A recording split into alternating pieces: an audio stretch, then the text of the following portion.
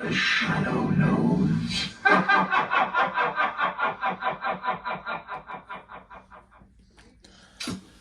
Oh, good stuff. Good stuff. Thank you for joining me on this book review. We're looking at the Grendel versus the Shadow. I remember when I picked this up some years ago, I remember really enjoying it, but I haven't looked at it in a long time. And in rereading it, it just is even more interesting and better than I even remembered.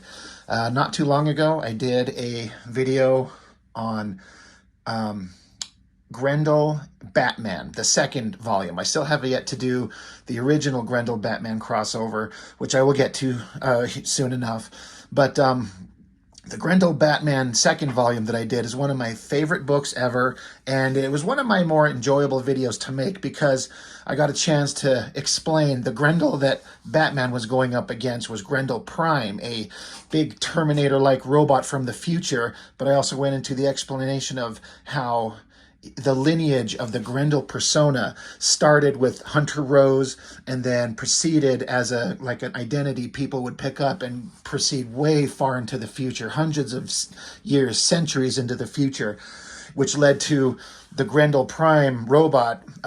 In the original books, he had this experiment to contact the soul of Hunter Rose and created this machine to teleport himself to wherever he could find the soul. And he disappeared, and then he comes back all damaged up and disappears into the wastelands. And the Batman Grendel book is the story that shows what happened to Grendel Prime when he went off into the time displacement machine. Blah, blah, blah, blah. I'm just going on and on about it. But it was one of my favorite books, and explaining the history of the character a little bit was one of my favorite videos to make, and I had a couple comments saying they kind of enjoyed understanding the history of how that all went down. This is similar very much in certain ways, where Matt Wagner takes his Grendel character and is going to integrate the character's history and legacy in a way with another major property, the Shadow. Now, I don't know much about the Shadow beyond, my introduction to him was that movie with Alec Baldwin, which was kind of fine. I think in retrospect, it wasn't great, and then it was kind of forgettable, but I kind of like it now. It's kind of all over the place tonally. It's kind of weird, but there's a lot of really interesting things that happened in that. But that's really my only real connection to the character, and there's a lot of that kind of fits with this, the comic version. Now, I'm pretty sure that Matt Wagner is extremely well versed on the Shadow. If I remember correctly, the Shadow was like a radio play, just an audio thing that people would listen to on the radio. And eventually they had to put like a visual look to him. And so he's a very, very old character. And so I don't know much about him outside of the movie, but this book kind of gives you an idea of who and what he is. And it fits with the movie version, honestly. Also, what I was doing is when I was reading these over the last couple nights, I was playing the soundtrack to the Shadow movie. I love it. The music just fit these books so well. It made it such an interesting kind of reading experience. But there's 3 issues, and they're all very interesting. We're just going to go over them kind of like I normally do. We're going to go over them one by one and give you the basic gist of the story. I'm going to tell you what I think is interesting, what I like about the artwork. Everything in these is great. Matt Wagner, he's never created anything that I've disliked. He is just got a vibe that I connect with, and it's so in direct contrast to like the Image Comics stuff that would be coming out when I was a teenager that I review so much of. That big, ridiculous, flashy artwork and nonsensical storytelling and all. Matt Wagner does the complete opposite, where storytelling and deep characterization and dramatic, interesting imagery all comes together in this perfect vibe that I think is just perfect. It's just perfect. I love it. So, getting into it, Grendel Shadow, Grendel versus the Shadow. Art and story by Matt Wagner. Another thing I like, colors are Brennan Wagner, his son, as I understand it. I think that's such a great thing because Matt Wagner's been in the comics making world since the 80s. And he's got his son working with him now doing the coloring. That to me sounds like such a joy. Like to have your own child come along and decide they want to create comics with you and becomes a really good colorist. I like this opening page. You know, it says, "So our story begins back in the 1930s when a notorious Tong boss imagines himself a direct descendant of Genghis Khan, also something of a sorcerer. To augment his powers, he tries to smuggle a mystic artifact into the States, a sacred burial urn. Something goes wrong. No one really knows what, but in the scuffle, an urn ends up at the bottom of New York Harbor."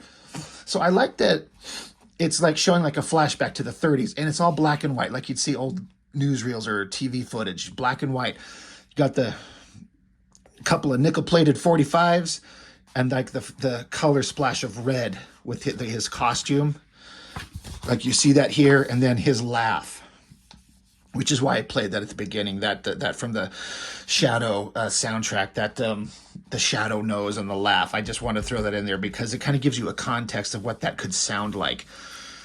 So it starts off with like this awesome flashback, and then we get right into, there he is, Hunter Rose, Grendel, at the peak of his powers and influence and his horrific kind of reign of terror. He's such an interesting character. He's smart beyond description. He's dangerous he's the most dangerous person you could ever run into. He's completely confident in his abilities, and he can back up everything he does. When it comes to physical conflict, you're not going to beat him. And when it comes to a battle of wits, you're never going to beat him. So he's profoundly dangerous, completely amoral, and he's just incredibly interesting. So he's basically meeting, the story's telling us that he was approached by a pair of professional treasure hunters, it says, a sort who imagine themselves as grand adventurers, but are in fact little more than bipedal groundhogs burrowing through ages of muck for the world, for what the world has all but forgotten. Wishing to avoid claims of international ownership, they have brought their latest relic to me.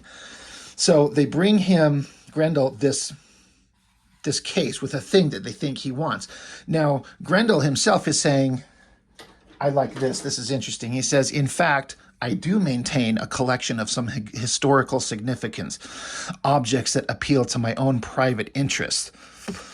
Bonnie Parker's machine gun, Aldous Huxley's spectacles." Some of these names I don't know. I actually want to go look them up for their historical significance. Al Capone's cigar trimmer, Charles Dickens' quill and ink, William Faulkner's hip flask, Sweeney Todd's shaving razor, Ernest Hemingway's typewriter, Jesse James's gun belt. So he's got all these devices and knickknacks and trinkets that are of specific importance to him. And so what did they bring him? The urn intrigued him. A deal was struck. The exchange made. This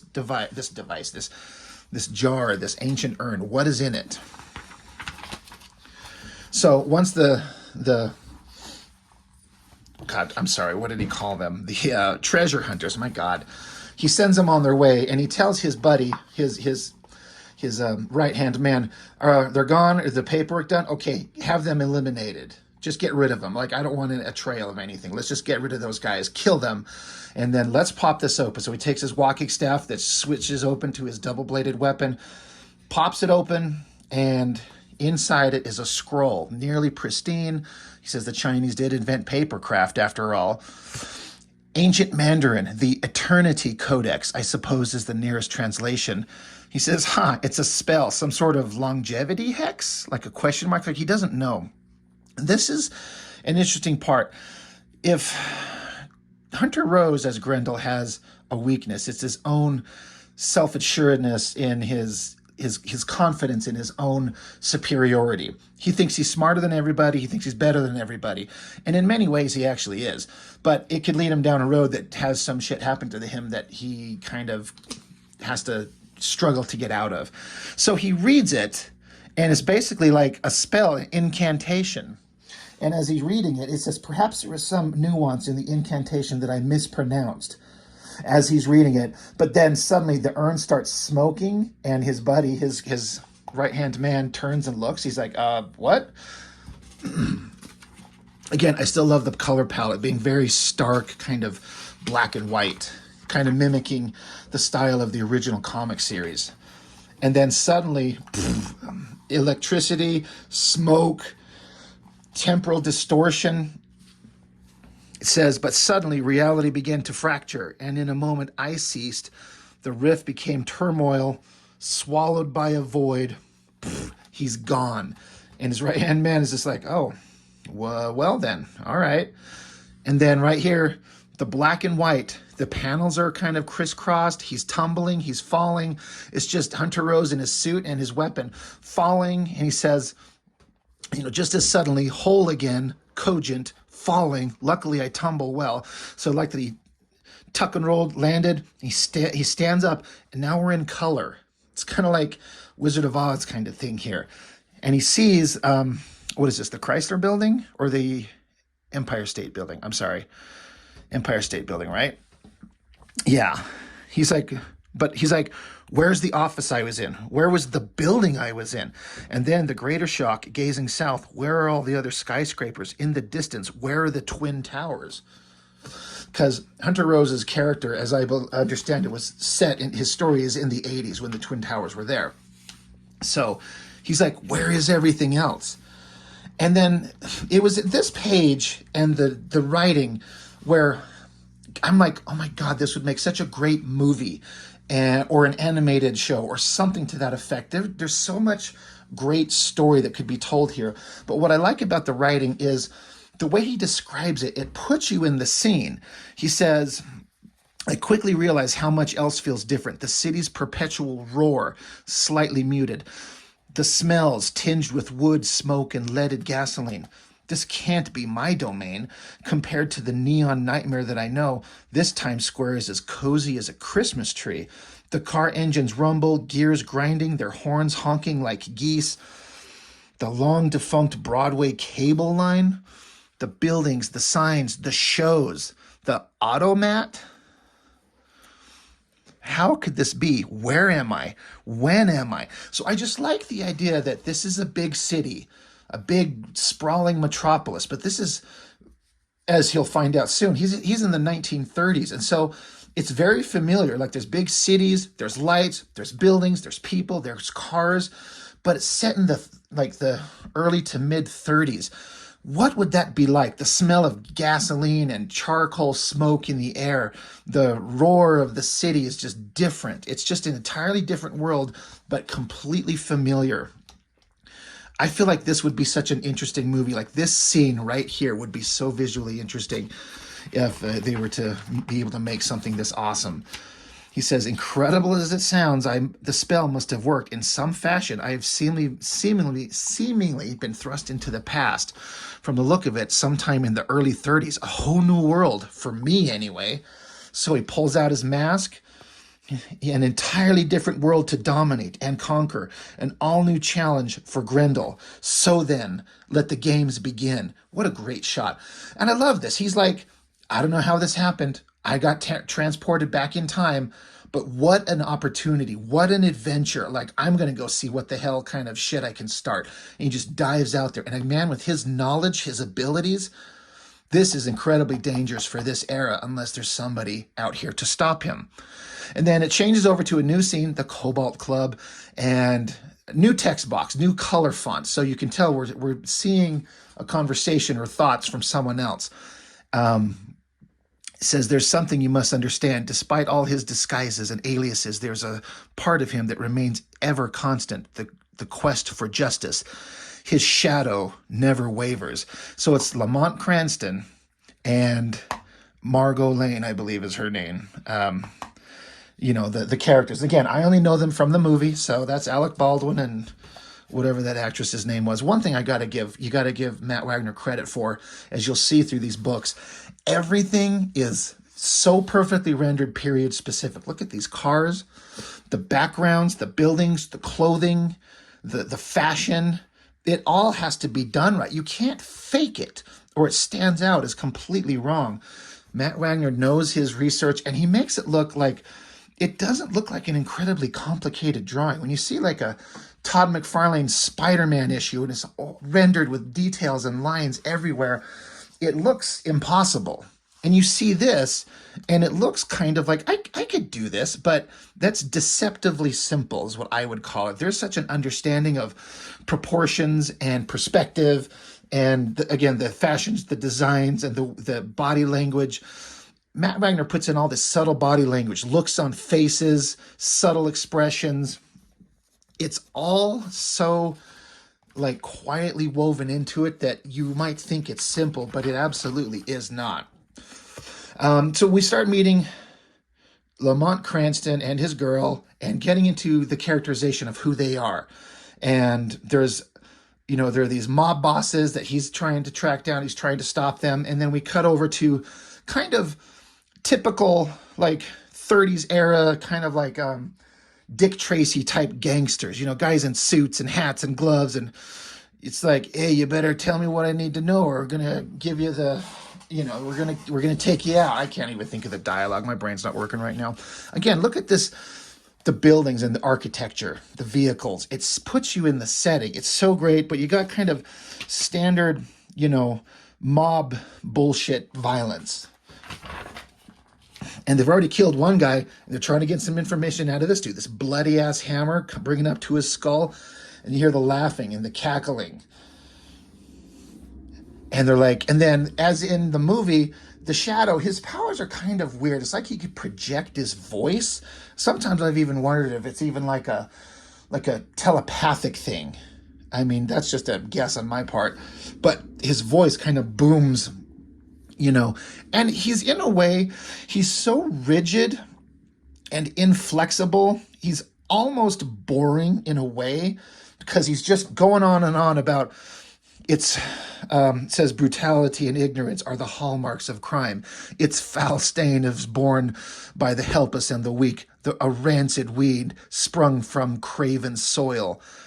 Even a viper strikes only to defend. Like, he's saying all these like ridiculous kind of poetic phrases about the nature of crime and that type of stuff. It's kind of silly, but it's also backed up by him being a very frightening, scary figure. He's not a hero in the typical sense, but he is a heroic crusader for justice. He's like Batman in many ways. They see the Shadow, they start shooting, there's nothing there. And then there he goes again, the Shadow knows, he's cackling, he's laughing, he's really good with these guns. Find a better business anytime at Baby. I am really sorry about that. I hit a wrong button on my device here. Sorry about that. But the Shadow knows. He's always got his 45s, and he's really, really accurate with them. He always hits his targets. And then look at this great shot. That looks so great. I love the cloak, the guns. It's just, it's a really interesting design. It's not exactly intimidating. It's not Batman exactly, with like the haunting, scary, pointy ears and the cape, but it's kind of the same thing. Behold the bitter harvest of your crime. Association with such vermin has led you to the precipice of doom. I like this shot where his beady little eyes. He's almost inhuman. He's supernatural, and he does his kind of traditional cackle when he enters and when he leaves. It's kind of a weird thing. Like, he just runs off and he starts laughing. We get into some more of the mob bosses. They're talking about the things that are going on with the crime families. We're introduced to a couple characters that have become prominent through the series. One main guy, his big henchman, his daughter, who has a big part in this story. One thing I really like about Matt Wagner is the way he renders dark, kind of leathery material, the lighting on it. It looks so good. It's so appealing. It looks so good. He doesn't draw what I would call your stereotypically super attractive female figures.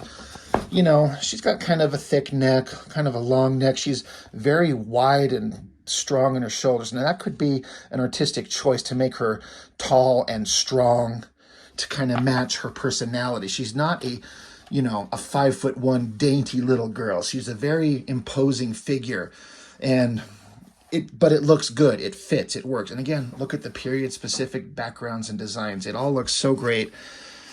But there's kind of setting up that she's a little bit of a wild girl, a little bit of a rebel, and she kind of flies in the face of what everyone thinks a proper woman should be. Even if she's part of the crime family, they still think she's a little bit different than what they would expect of everyone. Like even this one guy says, you won't find our women barging in on men's affairs with their hair so wild and immodest. And she just kind of brushes her hand through her hair. She's like, I can't speak for Jewish women, I'm afraid, but my hair doesn't like to be tamed, and neither do I. So she's nobody's pushover. Again, we're getting back into, you know, just more setup of the story. Mob bosses planning their things, and Grendel decides to show up. I love the coloring on this. That red sky, as if he's falling out of it, a blood red sky. This Grendel is a demon monster. And all these mob guys, they have no idea what's coming down. Just what's going on here is that this guy, he's making a call into, he's like, we were attacked. There's this guy, this thing showed up. He's moved so fast. I couldn't believe it. It was unbelievable, his speed.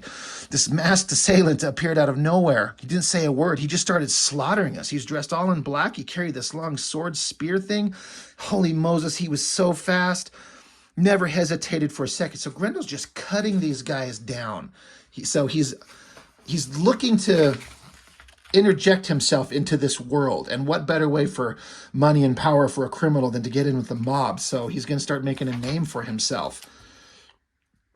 And just slaughtering them, just rapid fire, done.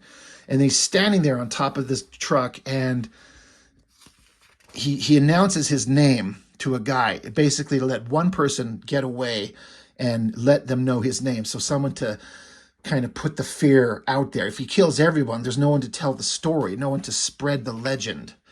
So, yeah, this guy's like, I haven't seen savagery like that since the war. It was so cold and deliberate. My hands are shaking. So it's frightening. Meanwhile, you get back to Lamont Cranston, the Shadow, and he's such a rigid guy. He's like so hyper-focused on what his job as the Shadow is. The point is that he's kind of dismissing her, and she's kind of sensing his dismissiveness. She's not really into it. She has an opportunity to go elsewhere, and she's like, does he really need me, and do I really need him? She's thinking about moving on in her life and not being with him anymore, but he's so stupid and hyper focused on his mission, he's not noticing it.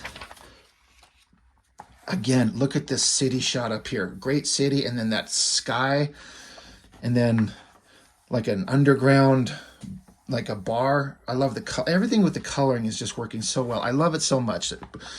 Matt Wagner's son really knows what he's doing. And I'm not surprised when you got somebody like Matt Wagner to kind of guide you.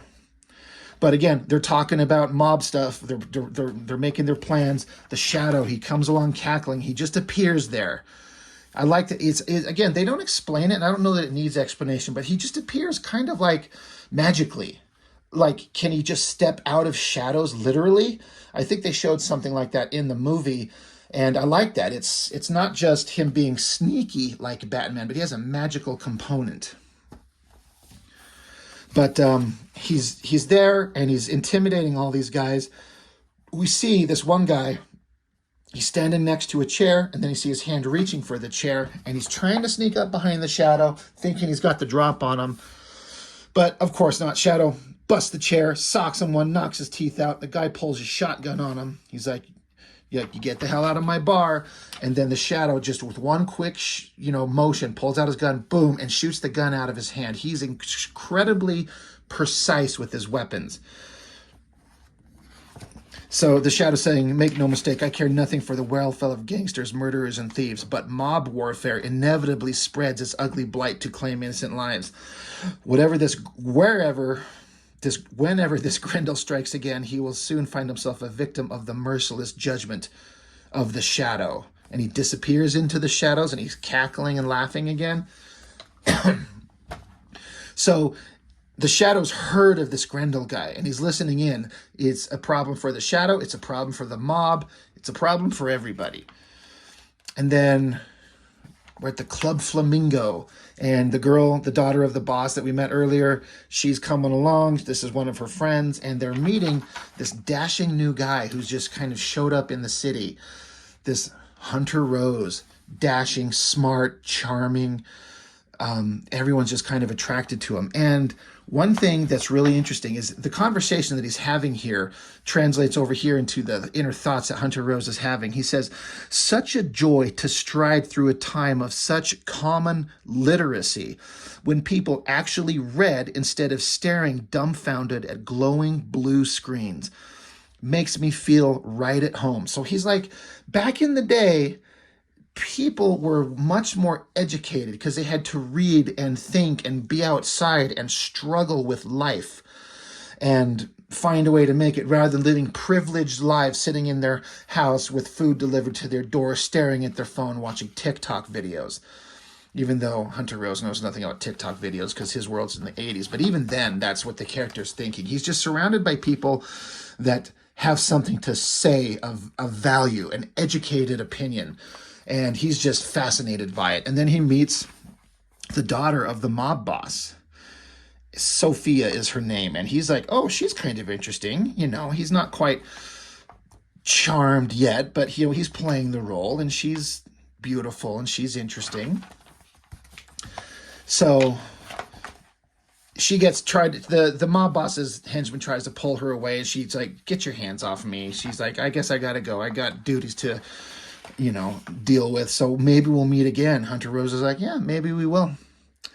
And we're getting back the shadow. He's interacting with the cops.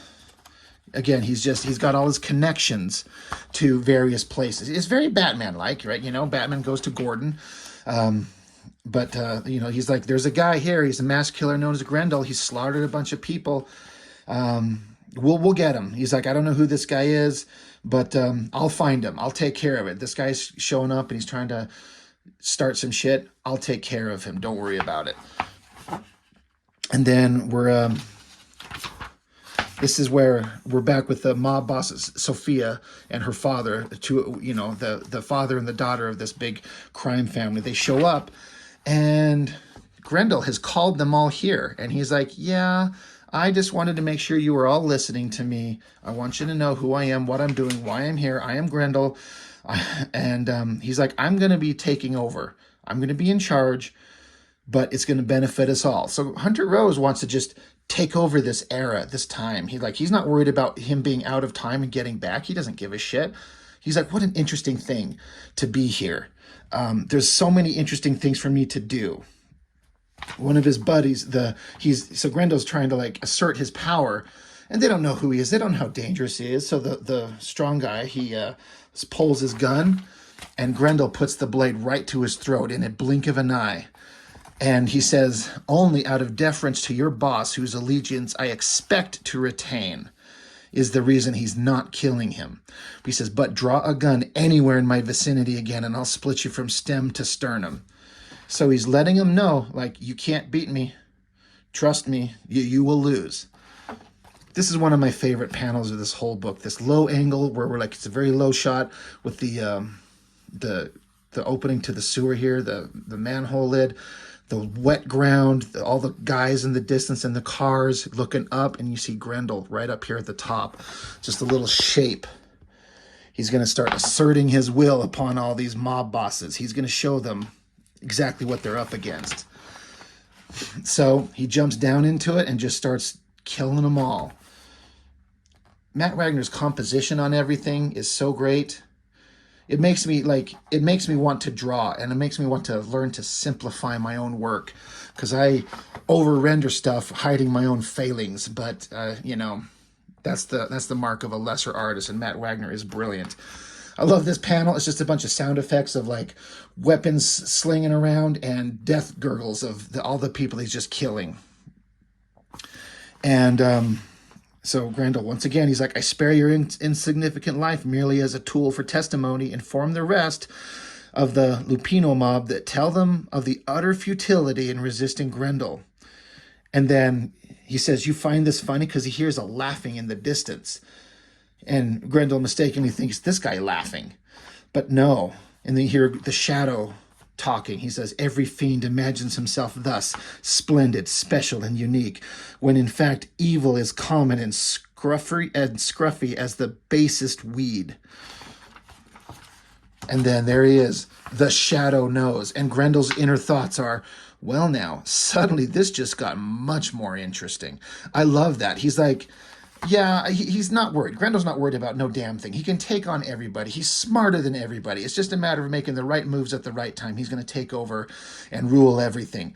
But then suddenly there's this guy in a cape, guns, a hat, who's just challenging him directly. He's like, oh, well, this is interesting. What a great ending splash page. The tilted angle, the bright reds to make it pop, the kind of black and white nature, just Grendel himself. Like, that's how he's always kind of portrayed.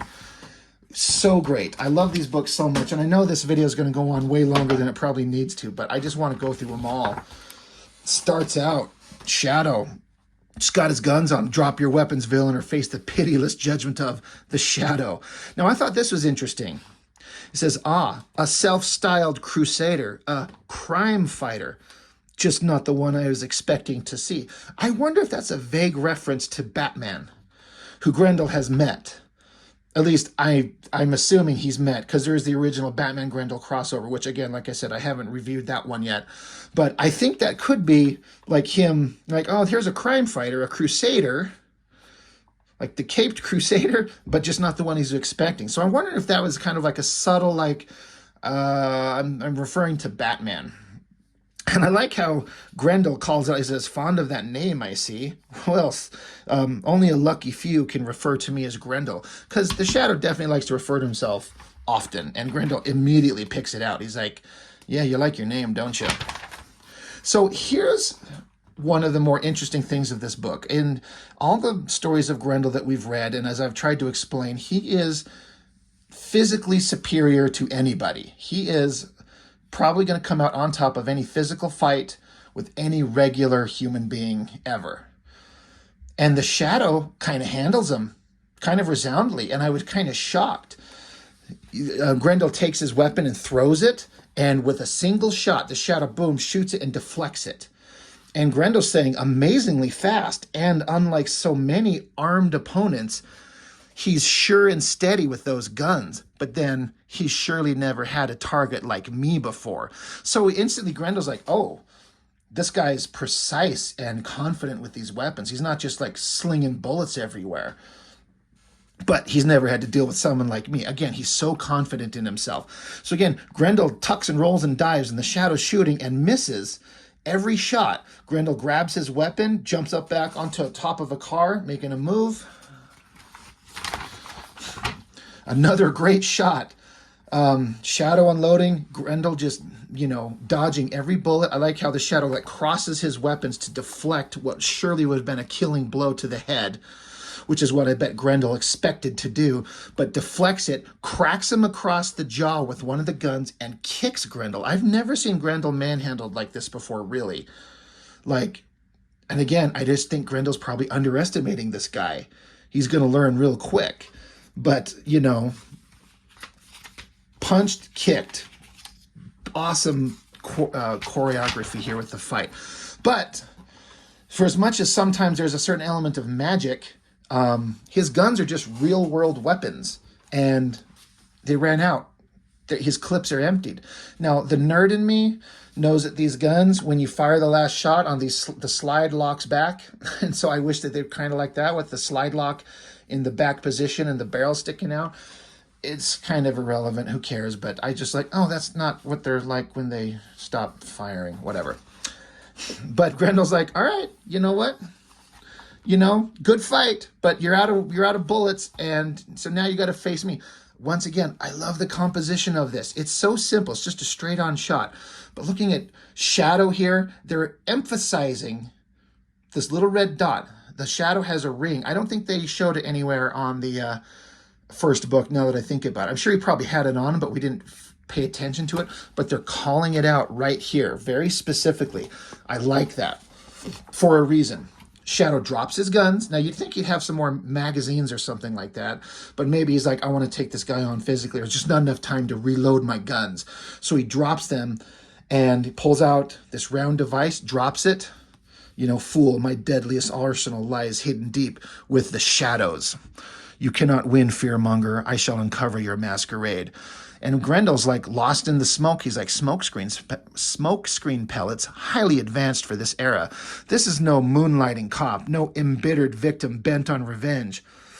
How surprising to surprise me. So again, he's saying he knows everything. He's met every type of person, but this guy is a mystery. And he's like, oh, it's invigorating to Grendel to run into something that shocks him and surprises him. He's like, this never happens. He's so excited. He's excited to be doing this. Shadow comes out of the darkness, grabs onto his spear, and now they're kind of like in a little bit of a tug-of-war. Who knows what evil lurks in your festering soul? And Grendel just keeps kind of egging him on. Bold claims, I doubt, like he's going to say some shit. I feel like the Shadow had enough of his yapping, even though the Shadow's the one who talks a lot. He takes his staff and kind of out-muscles him and smacks him straight into the face. And then with his hand on his weapon, he's got the ring pointed right at him. The Shadow knows your foul volition is eroding. Your violence has been quelled. You are bound by the force of my will. And so I'm trying to remember, in the movie, they had rings that they would wear, but the Shadow didn't have a ring that was like the focal point to hypnotize people into obedience. So I'm guessing this is something that's true to the character, but was not in the movie. But it's interesting. And I love the way that it's like a tactical move. He gets his hands on the staff so he can pop him in the face and get the thing right in his eyes and try to like take him over. And you see Grendel kind of falling to his knees and he's like stuttering over his own words. But then he's like, afraid not. And he headbutts the Shadow right in the face, right in that giant schnoz of his. Again, Grendel might be overconfident, but he's no pushover. So he's like, hypnosis, perhaps duller wits might succumb to your mind tricks, but I am no, and he cuts off there. I like how the Shadow, he may have lost a grip with one hand, but he kept the other hand on the staff. He's not letting go. And in a visual display of rapid fire, like an open hand jab to his side, like a couple, like tap, tap, tap. It's struck nerve clusters. Suddenly, I can't move. So Grendel, once again, he's dizzy. He's not expecting somebody this strong with these kind of tricks. Shadow rips his weapon out of his hands and does this awesome little bow staff twirling move. Power off. Sorry about that damn speaker of mine shutting off. He spins the staff for the last time. Submit now and surrender or die at the point of your own blade. I love this. Shadow's got him. Like, he's super badass. Now, if he wouldn't have stopped and shown some given him the opportunity to surrender, if Shadow would have just struck to kill, he probably could have defeated him. But to have Grendel this defeated, he got punched, he got kicked, he gets jabbed in the nerves, he gets his weapon taken from him. Grendel's pissed, socks him a good one, and he goes running off. He's saying, still so groggy, leaden limbs, I must escape. And as in rough shape as Grendel is, he's up to the top of a roof in the blink of an eye. And Grendel's thinking to himself, incredible, against all odds, this lone vigilante has bested me, disarmed me.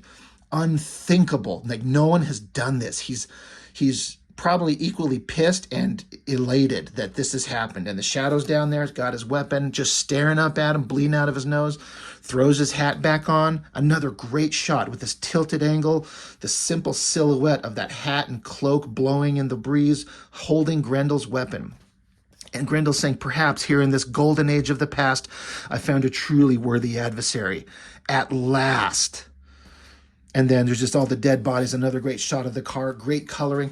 I love this fight scene. It's such a great use of panels and choreography and storytelling to get across characterization and action all together at once.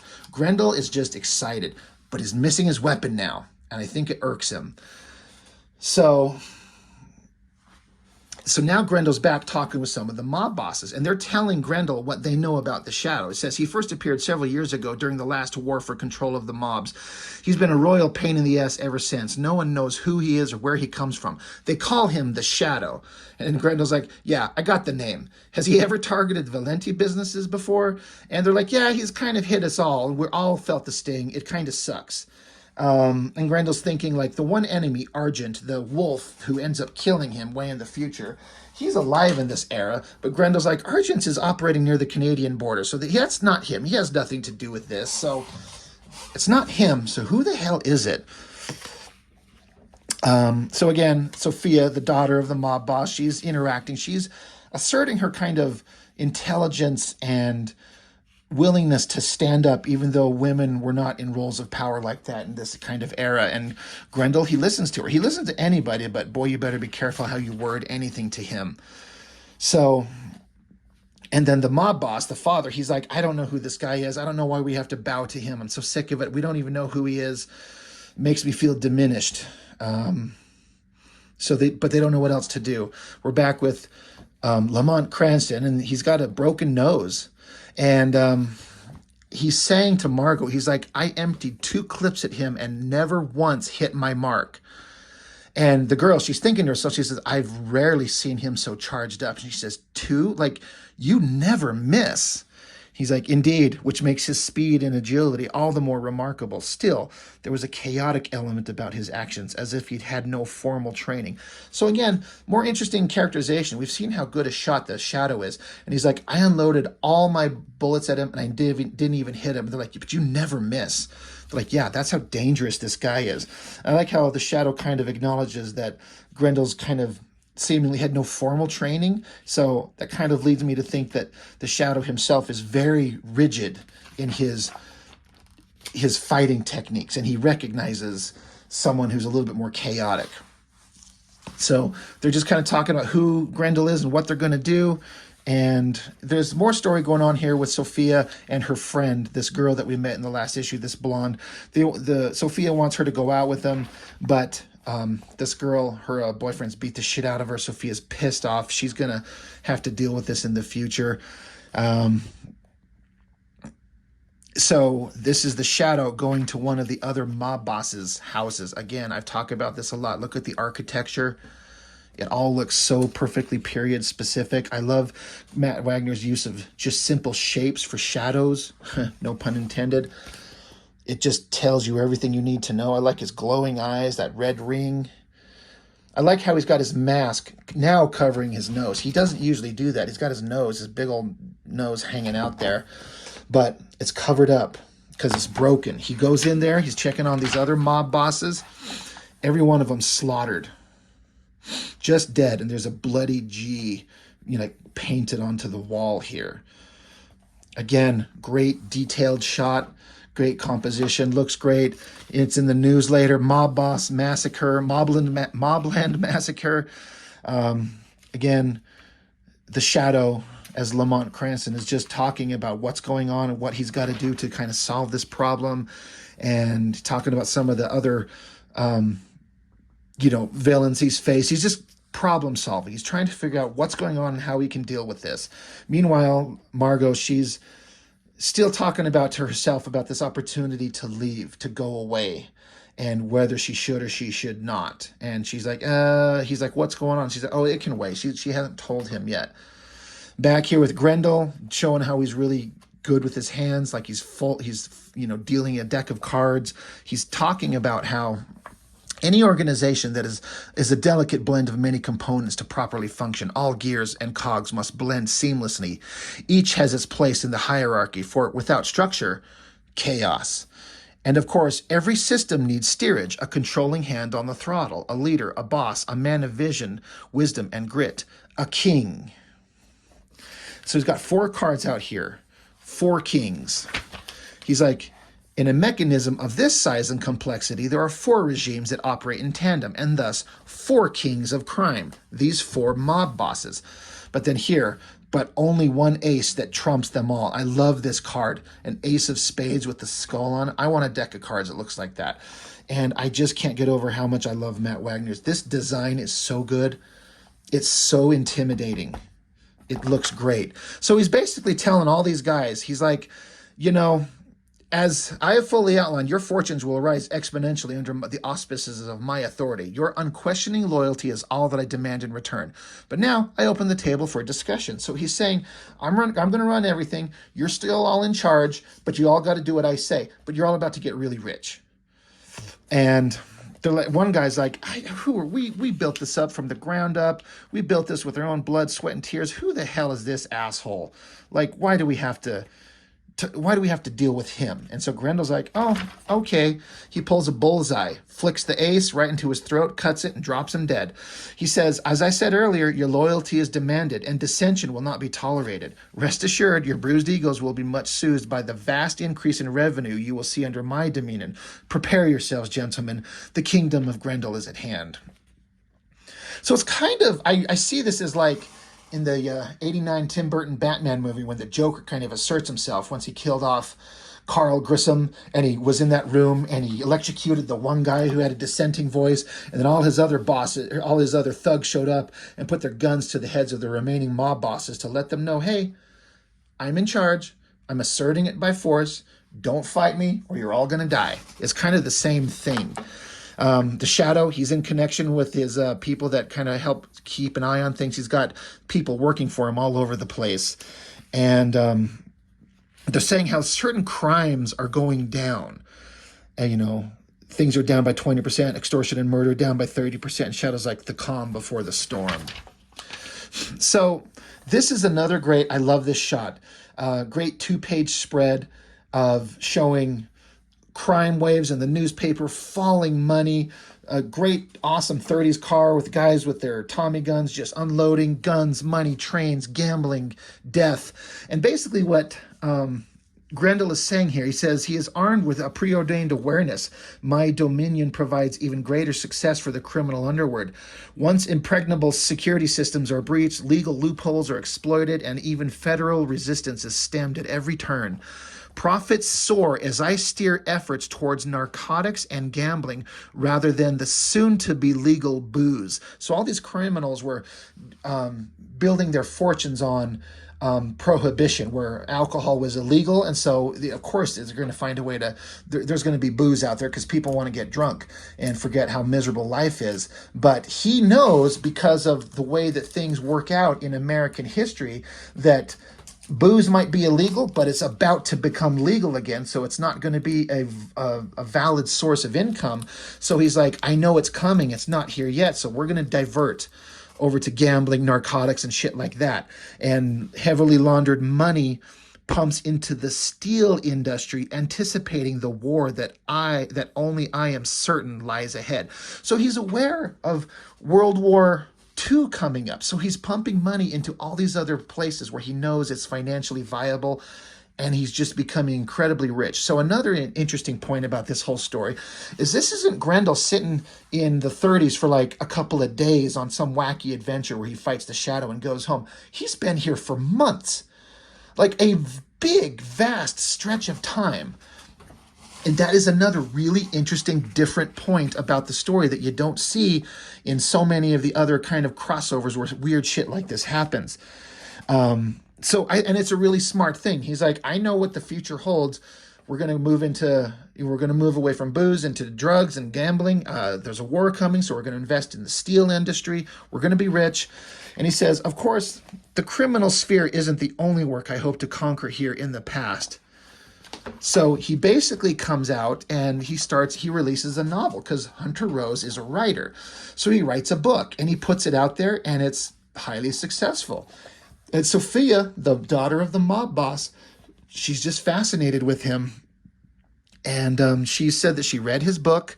She says, I laughed, I cried, I couldn't put it down. All in all, I'd have to say pretty amazing. And he's like, and all in all, I'd have to say the feeling's mutual. So Hunter Rose is kind of enamored with this girl. He's very closed off and very rigid. He doesn't let himself get emotionally tied up in much. But something about this girl is interesting to him. And he's dancing with her.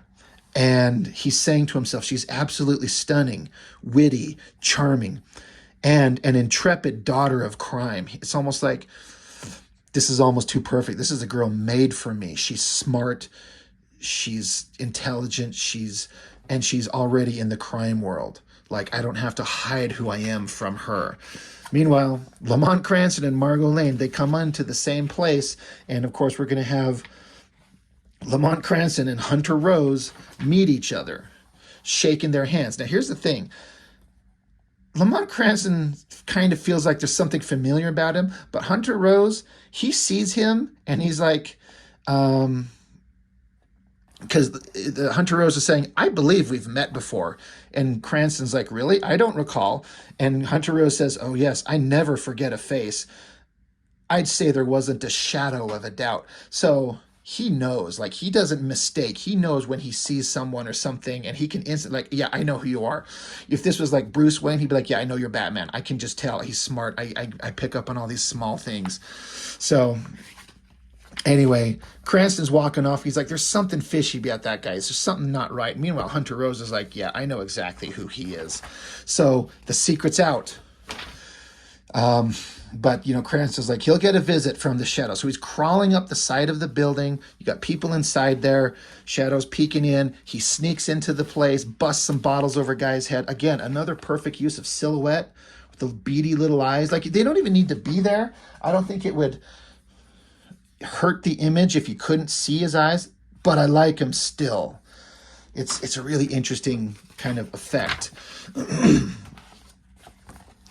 But as he's sneaking into the mob boss's house, the mob boss unloads some shots at him. Of course, he doesn't hit him. Shadow gets his ring on him, points at him. He's like, who is this Grendel guy? And he's like, I don't know. No one knows who he is. He took over everything. And Shadow's like, and the family's agreed to this? He's like, he slit a few throats, but then the money started rolling in. Now we don't give a shit. He's just loading us up with cash, so it's fine. He's like, all right, good, great. So now the Shadow has some information. So he gets in one of his cars, and, this is a guy that works for him. He's like, to the sanctum, Moat, take care, we are not followed. He's like, standard procedure, boss. But now we know that Hunter Rose, he knows that Lamont Cranston is the Shadow, so he's following. He's onto him, chasing him down, following him. And there's, more story with Sophia and the mob bosses, the father's main henchman here. These two have like a friendship or relationship. And there's a story kind of building there. But that's not important here. I like this part. Well, it's important to the story, but this is already going too long. But you got the Shadow. He's writing, dipping into the ink. And I love this because it's a bottle of ink. This is stupid, but I use a bottle of ink and I use a pen, one type to ink with, just like that. It's fun to use these things. I don't write too much with them, but drawing with them is fun. These are fun tools to use. I highly suggest you try it if you do digital. But I like how he's writing, and as you can see, he writes, but then the ink fades to kind of hide it, the shadow. That's really interesting. And then it comes here where Hunter Rose has tracked him down. He says, needle in a haystack, slippery as an eel, common metaphors for the hard to locate, but only to the dense and unobservant. For the truly prying eye, the evidence of any trail is merely specific. A taxicab's particular hue, disruptions in dust patterns, the shine of underused hardware, like a doorknob that's clearly not been opened as many times as every other door. The residue of city streets, the slightest depression in the section of a wall molding. Such details have never escaped my notice. And then you hear the Shadow speaking off into the distance. He's in his little hidden lair here. He's recording his thoughts, his journals. There's Grendel's weapon standing right up next to him. And Grendel, who's silent as, you can't hear him approaching at all. He slowly sneaks up, grabs his weapon, and Shadow doesn't notice. And we end on another, maybe my favorite splash page of these characters. I think that looks so goddamn good. And the text, it's funny because he's saying all agents are to report any activity related to the mysterious new crime boss, codenamed Grendel, as he's like recording on his little, devices here. And then there's Grendel standing right behind him, weapon poised. Again, it's tilted at this crazy dramatic angle. It is so good. I love this so much. To be concluded, like, holy shit, Shadow's about to get killed. Very dramatic. I love it so much. It's so great. And Matt Wagner, just to show, he had like a whole, he did a Shadow Year One, he did a Green Hornet, and Zorro. Like all these old-timey heroes from, you know, the back in the day, the 30s, 40s, that type of stuff. He went on a whole tear with these characters for a stretch. It makes me want to pick them up. The only thing that makes me stop is he's not the one drawing them, just writing them. But still, Book 3, how is this all going to end? Well, we're pretty sure we can end with a big battle between Shadow and Grendel. Because what else would we have? I love this design on the back too, like lights coming up, crossing. So yeah, we're basically an hour into this video, so I appreciate if you've been holding on this entire time. But when I want to explain these stories and just show how good they are for anyone who've maybe not seen them, it's saying here about the Shadow himself. His training with the Eastern mystics had endowed him with many extraordinary powers, including a limited clairvoyance that he often compared to the Cubist movement of modern painting, perceiving things from many directions at once, a shadowy sense that warned of impending peril. Basically saying that, like, one of the Shadow's abilities is almost a precognition, a sense of the what's to come. We saw how the last book ended with Grendel, the most deadly fighter, the most silent warrior, blade raised to just kill the Shadow, you know, come down on him. You see the Shadow pulling a gun, boom, drawn on him instantly. And Grendel, even Grendel, again, is shocked. He's like, well, keen and swift on the draw. Think you could pull that trigger before I bury these blades in your throat? The Shadow says, the recoil would cause my finger to spasm and blow your head straight off. A sacrifice I would gladly make to stop the likes of you. And so they just silently kind of stand and stare at each other for a minute. And Grendel is like, so then, it would appear we're a bit of an impasse. I, for one, quite enjoy our little tryst. And Shadow says, save your banter, villain. There's no way you're leaving the sanctum alive. So Grendel now pulls up a little beady thing in his hands. I love this splash page. Matt Wagner has a way of doing these big images and using them at the perfect moment for the best kind of like dramatic impact in the story. I love the shadow on the face, the lighting on Grendel here. Again, just black and white. The only color on him is like a flesh tone on his bare skin on his neck. It's such an interesting use of color. But Grendel throws an explosive pellet over to these chemicals and it starts a fire, and he dives off knowing that the Shadow's probably going to have to take care of this fire so it doesn't burn down a building, and lets him get away. And a little bit later here, his girl's like, well, why did you let him go? He's like, my sanctum is hidden beneath a standard office building. An explosion would have led to an inferno. Innocent lives could have been lost because he set fire to his chemical stores. He's like, he knew that. He casually toyed with potential disaster, all part of his bloody game. He says, I tell you, Margot, this fiend is certainly the most heartless I've ever faced. And basically, this is the part where Margot Lane is telling him that she's like, you know what, I'm leaving. I've got an opportunity. I've inherited some money. I've got some other things I could do. I don't think you need me here. She says, I'll always cherish our life together, but I'm afraid I must find a different path. And I like how she says here, he could have swayed me with a single endearment. I would have stayed, but he never said a word. So it's kind of interesting, a bit of characterization. She's like, all he had to do is say one thing, just like, I don't want you to go. And she's like, okay, I won't. She wants to be with him. She just wants him to verbalize it, but he won't because he's so rigid and stiff, you know. But anyway, we're back with one of these mob bosses. And this is the blonde girl who got her face beat up in the other issue. And she's throwing herself at him. But then she pulls a knife and tries to take him out. And you find out this is actually Sophia in disguise to protect her friend. She was going to kill the guy that beat her friend up. And he's like, oh, you're dead. He pulls out, he takes a bottle, smashes it. He's going to kill her. He's like, I'm not having this.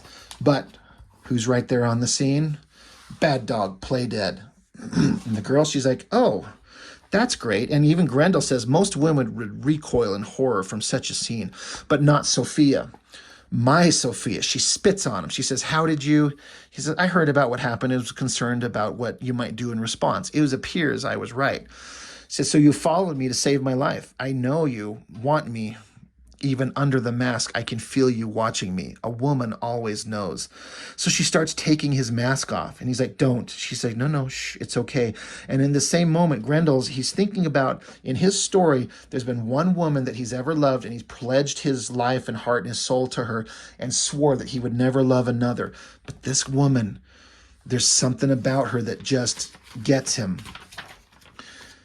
He says, on the day of your death, I swore I'd never share my heart with another, to never cherish anyone the way I longed for you. But how does that vow even exist here and now, over a decade before you were even born? So she takes off the mask. She's like, well, I should say I'd be surprised, but somehow it all makes sense. And she's like, okay, Mr. Grendel, you're actually Hunter Rose, who I've met.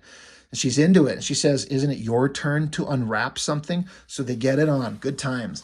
Meanwhile, the Shadow, he's doing like a radio broadcast, announcing shit out there to whoever's listening, wanting the criminals of the world to listen, especially Grendel. And all the bad guys are listening. They're kind of trying to decide what they're going to do next. Cut back to a scene in a bank.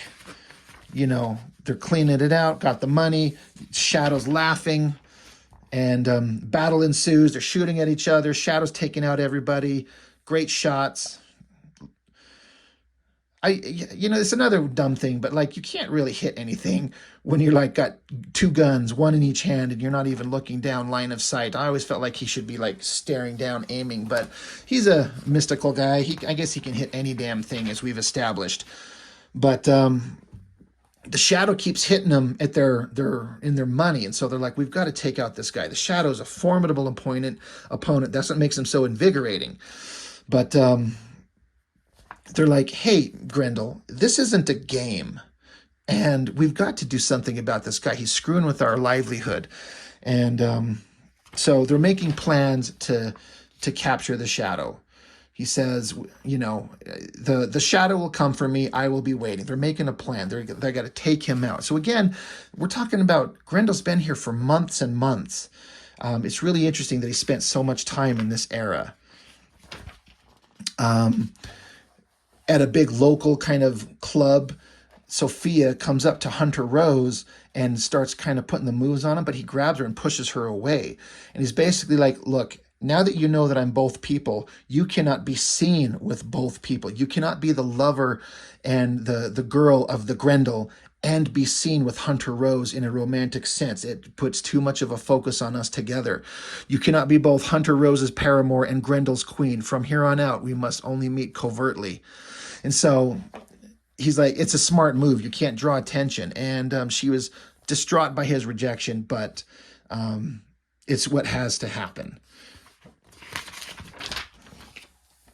Meanwhile, Margot, she was going to leave, and Lamont Cranston come to her, and he finds her, and he's like, look, I know, I'm not the easiest man to live with, and I can't apologize for the course my life has taken.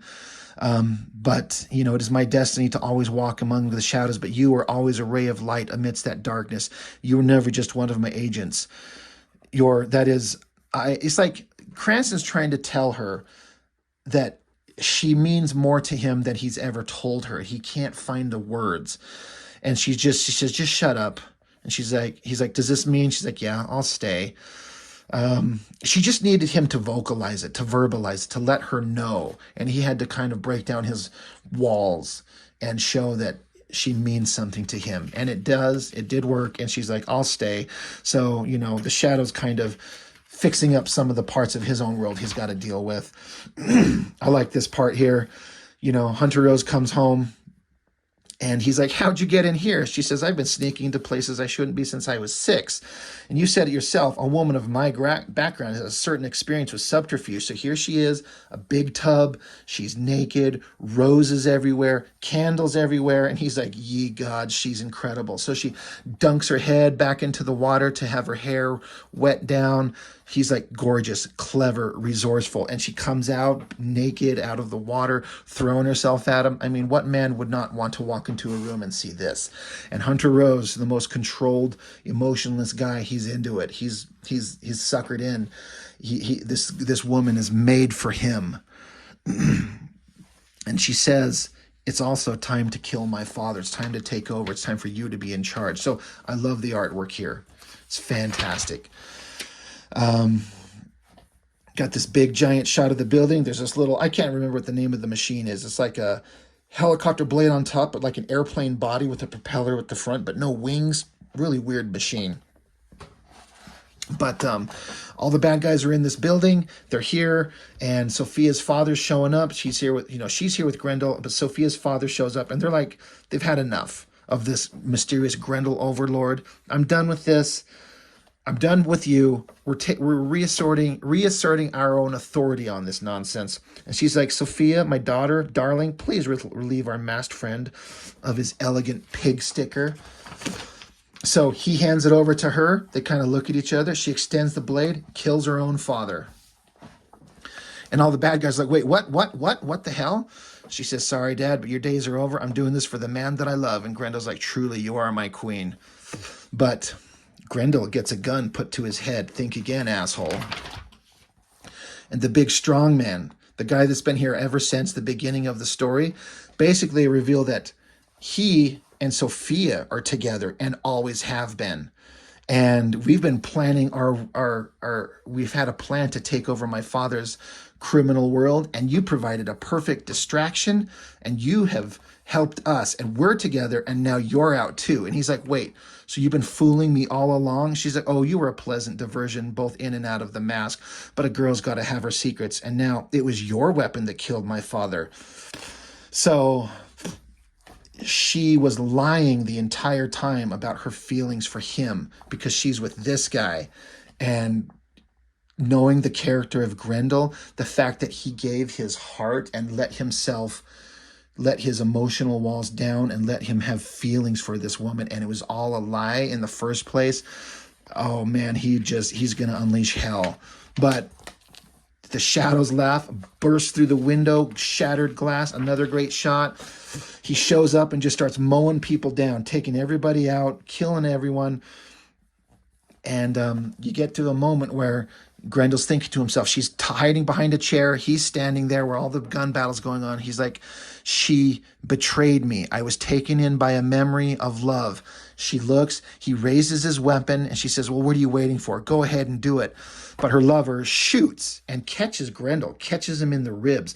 No one gets the drop on Grendel. He never gets shot, but he's distracted, and he didn't kill her. He wanted to, but he's like, he doesn't know what to do. I think he was going to, but he still delayed.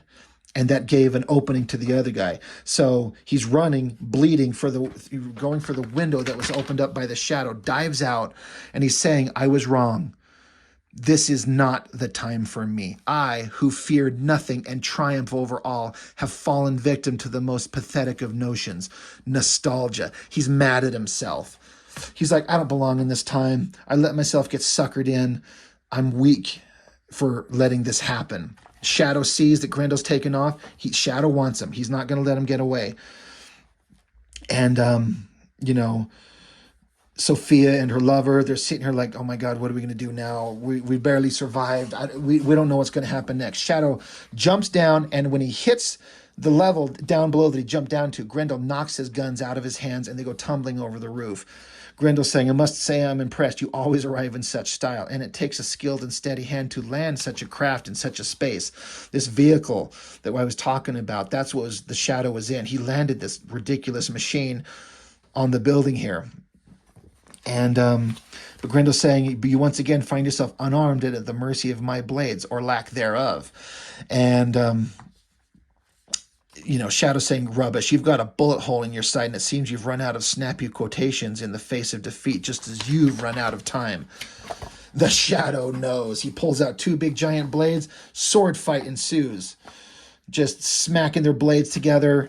And Grendel saying, I am not of this time. I embody a future that blossoms with evil, the likes of which you cannot begin to imagine. Despite your pathetic crusade, the weed of crime yet flourishes. Its bitter fruit has found its ultimate harvest in me. So he's saying, for all your battling and all you're trying to stop crime, it's irrelevant. I'm from the future where crime is worse than ever. You know, takes a shot to the Shadow's face. Shadow's pissed off, slices his arm. And then I like this where Grendel, with his double-bladed weapon, snags the blade that the Shadow has and pushes the button, and it does an electric shock, zaps the Shadow, drops him down. And Grendel saying, arm going numb, all but useless, brachial artery intact, still losing blood too fast. This can't continue. He's like, I am way too wounded here. More mob guys show up, start unloading their machine guns at both of them. Grendel runs, Shadow runs. And they're like, where'd they go? I don't know. Get all that gun flare. Maybe they went over the edge. I like this shot. The Shadow, you know, he got out of sight, comes up behind them, and you don't even see, like, they're like, yeah, he ain't sneaking up on me, yet he does exactly that. Grendel jumps into this, was it a gyrocopter? Is that what it is? I don't know what this thing is. Turns it on, and he takes off. The Shadow's sitting there. He sees Grendel getting away. He's pissed. He's like, God damn it, I'm not going to let this guy get away again. I can't let this happen again. So he picks up one of the Tommy guns and just starts unloading and starts laughing at him. What a great shot. Just ha ha ha ha, machine gunning, riddles this whatever the hell this machine is with bullets. The engine starts exploding. He's going down. And so Grendel's like, my only hope now lies in the scroll, which I have retained all these many months, the inscription below the seal, written backwards in Mandarin. It's like his only hope. And so it's, oh, eternity, whose ivory shores, blah, blah, blah. He reads the inscription on the scroll. The machine goes down, plummets straight down. And right before it hits, you see that temporal kind of disruption where Grendel evaporates into time. The machine hits, and the scroll's sitting there in like a pool of red water at the end. So he went down, disappeared. And so later on, they're like, no trace of the body? Hey, none. The only casualties were several Central Park ducks caught in the blast of the auto gyro's crash. There you go. She's like, well, how is that possible? Did he throw himself from the cockpit? She's like, well, where would he have landed? His remains would have been discovered by now. I must concede the possibility of his claim that he was some sort of time traveler.